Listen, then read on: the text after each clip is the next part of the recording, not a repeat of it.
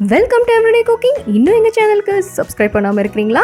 மறக்காமல் கிளிக் பண்ணுங்கள் சப்ஸ்கிரைப் பட்டனையும் பெல் ஐக்கானையும். எப்போது எங்களோட கனெக்டடாக இருங்க அண்ட் சப்ஸ்கிரிப்ஷன் ஃப்ரீ. இன்றைக்கி நம்ம இட்லி தோசைக்கு தொட்டுக்கிற மாதிரி கத்திரிக்காய் மசியல் எப்படி செய்யறதுன்னு பார்க்கலாம். ஒரு ப்ரெஷர் குக்கர் எடுத்துக்கோங்க. இதில் கொஞ்சமாக ஆயில் விடுங்க. இப்போ 1/2 டீஸ்பூன் கடுகு, 1/2 டீஸ்பூன் உளுந்து ஆட் பண்ணிக்கலாம். கடுகு நல்லா வெடிக்கட்டும்.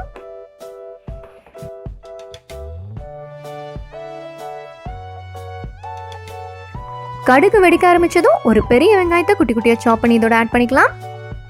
இதோட கொஞ்சம் கருவேப்பிலையும் ஆட் பண்ணிக்கலாம். இப்போ வெங்காயத்தை நல்லா வதக்கிக்கோங்க.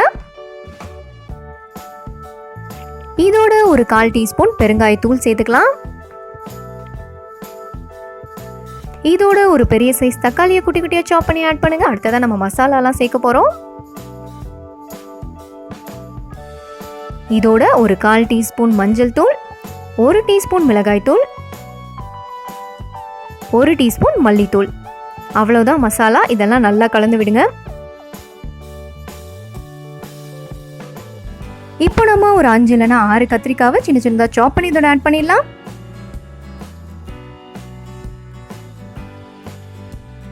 இதுக்கு தேவையான அளவு உப்பு ஆட் பண்ணிக்கோங்க.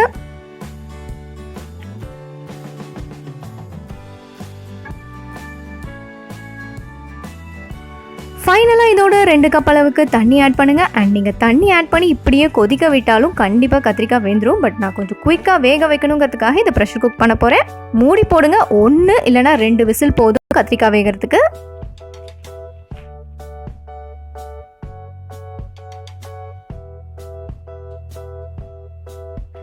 இதோ கத்திரிக்காய் சூப்பராக வெந்துருச்சு. இதை நல்லா மசிச்சு விட்டுக்கலாம்.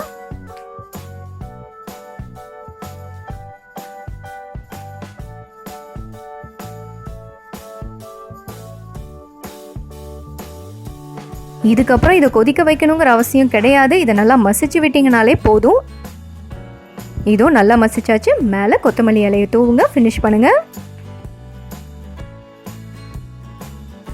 இதோ நம்மளோட கத்திரிக்காய் மசியல் இங்கே சூப்பராக ரெடி ஆயிடுச்சு. அண்ட் இதை குயிக்காக செஞ்சிடலாம். இட்லி தோசைக்கு ரொம்ப நல்லாயிருக்கும். கண்டிப்பாக ட்ரை பண்ணி பாருங்கள். வேற ஒரு இன்ட்ரெஸ்டிங்கான ரெசிபியோட உங்களை சந்திக்கிறோம். எங்கள் வீடியோஸ் எல்லாம் பிடிச்சிருந்தா லைக் பண்ணுங்கள், ஷேர் பண்ணுங்கள், கமெண்ட் பண்ணுங்கள். அண்ட் மறக்காமல் எங்கள் சேனலுக்கு சப்ஸ்கிரைப் பண்ணுங்கள்.